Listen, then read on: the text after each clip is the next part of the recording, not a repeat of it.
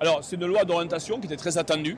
Donc, une loi d'orientation pour faciliter la transmission, la formation, l'installation. Et donc, oui, elle était très attendue. Elle n'est pas suffisante en soi, puisqu'on l'a très bien vu avec nos agriculteurs il y a un an, quand ils se sont manifestés sur différentes problématiques qu'ils ont voulu soulever. Donc, oui, il y a un certain nombre de difficultés majeures dans le pays vis-à-vis de la question agricole. On y a apporté des réponses. Mais la loi d'orientation agricole, c'est une partie des réponses. Il y a d'autres réponses qui ont été apportées sur le plan réglementaire assez vite, à la fois déjà par le Premier ministre Gabriel Attal, ensuite ça s'est poursuivi avec le Premier ministre Michel Barnier, et maintenant avec le Premier ministre François Bayrou, et notamment à travers la question budgétaire. Parce que le budget, qui, comme vous le savez, a été adopté dans des conditions pas simples, suite à la censure du mois de décembre, est un budget qui, sur le plan de l'agriculture, de manière objective, a envoyé des signaux très positifs au monde agricole.